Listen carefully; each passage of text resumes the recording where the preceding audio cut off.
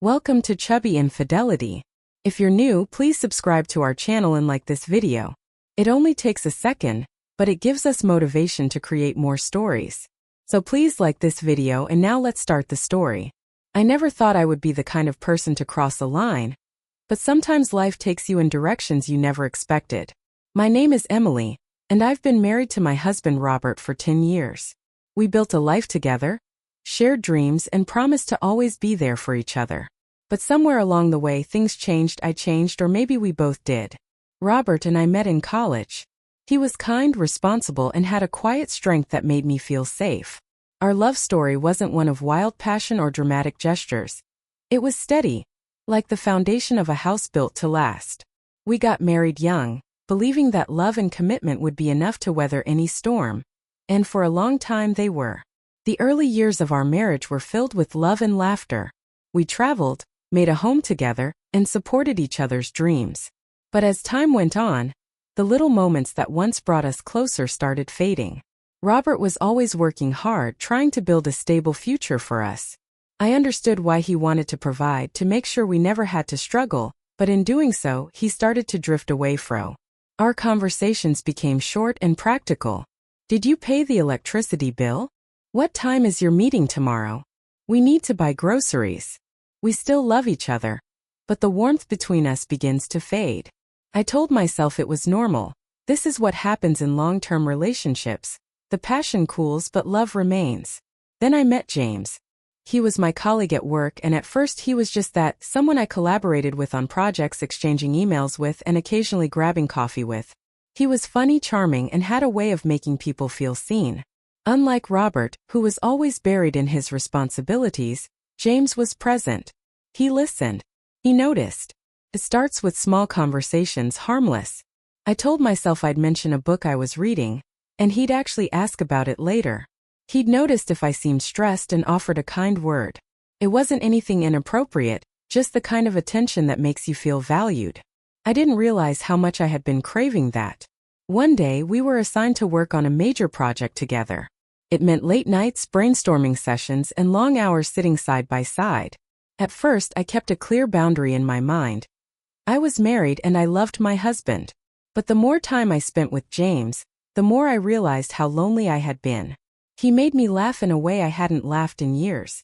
He made me feel interesting, like IW. And then there was a moment, a simple, seemingly insignificant moment that changed everything. We were working late and I was exhausted. I let out a deep sigh, rubbing my temples, and he reached out briefly and touched my hand. "You work too hard," he said with a soft smile.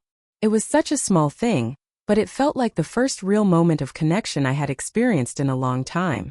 I told myself it was nothing, just a friendly gesture. But that night, as I lay in bed beside Robert, I couldn't stop thinking about it.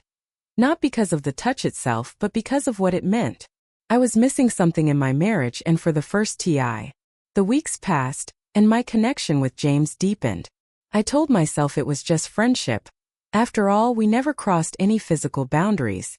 But emotionally, I was already somewhere I shouldn't be. I looked forward to work in a way I hadn't before.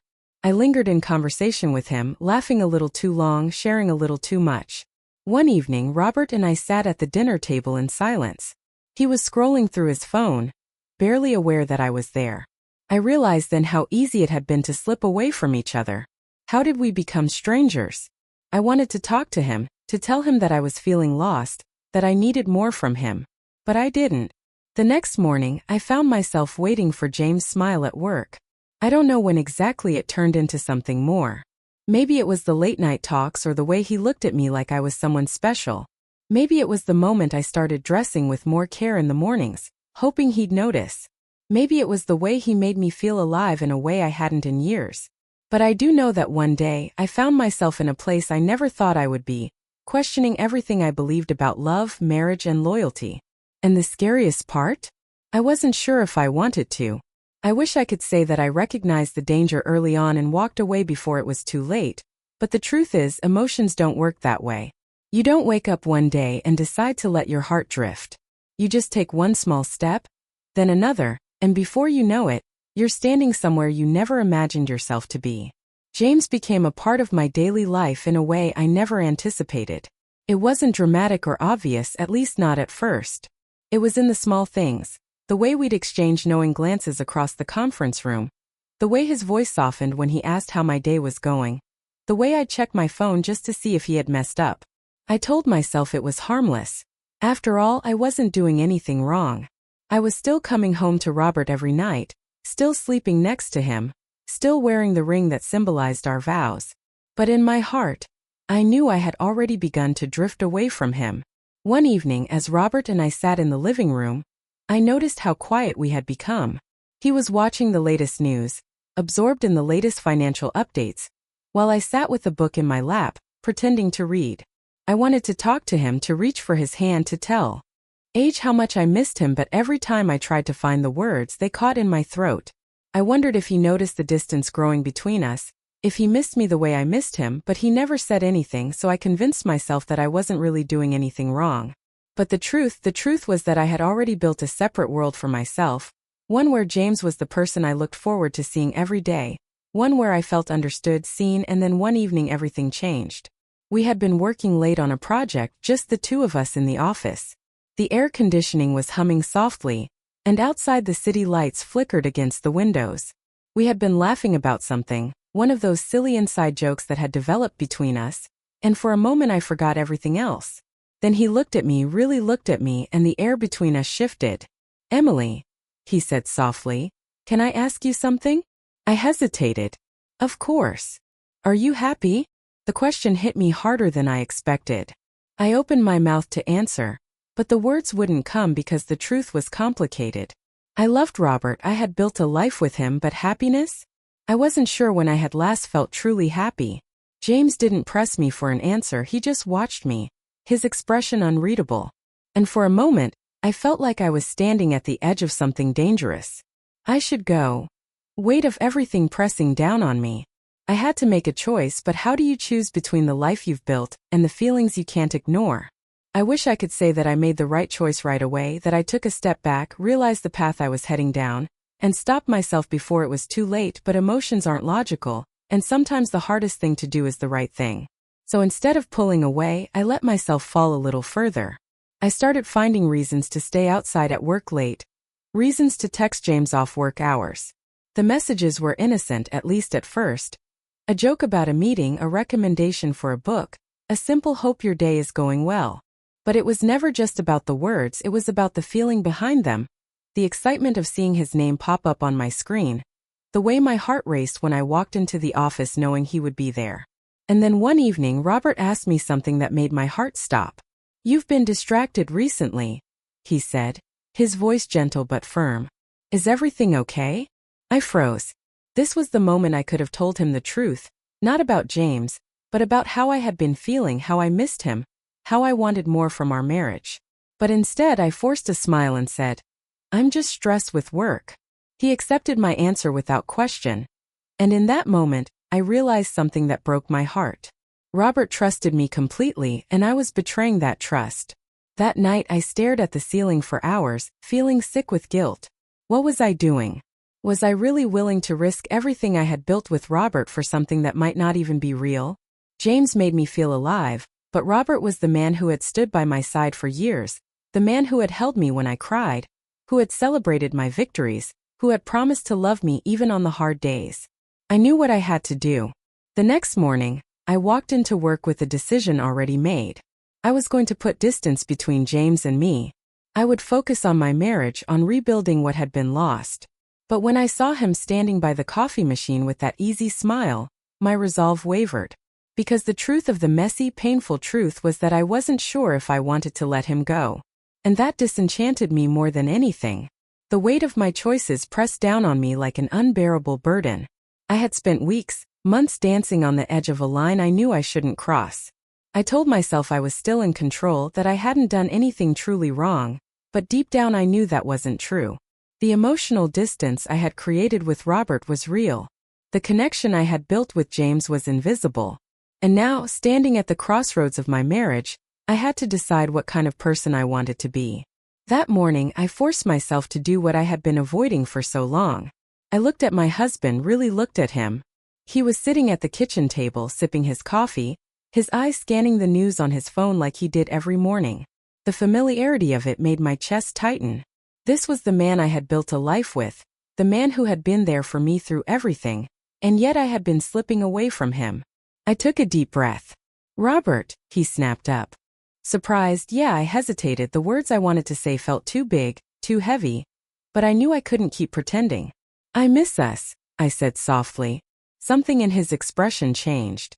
He put his phone down and studied me for a long moment. "What do you mean?" I swallowed hard. "I feel like we've been drifting apart, like we don't talk the way we used to. I don't want us to turn into strangers." He exhaled, rubbing the back of his neck. "I guess I've been so focused on work that I didn't realize how distant things had gotten." His eyes searched mine. "Are you unhappy?" The honesty in his voice almost broke me. "I love you," I said, my voice barely above a whisper. "But I feel like I've been missing something, and instead of talking to you about it, I let myself look for it somewhere else." His face went pale. "What are you saying?" I felt the sting of tears in my eyes. "I've been emotionally connected to someone at work. Nothing happened physically, but I let myself get too close to someone else." The silence that followed was crushing. Robert stared at me, and I could see the pain in his eyes. It was the kind of pain I never wanted to cause him, and yet I had. "Why are you telling me this now?"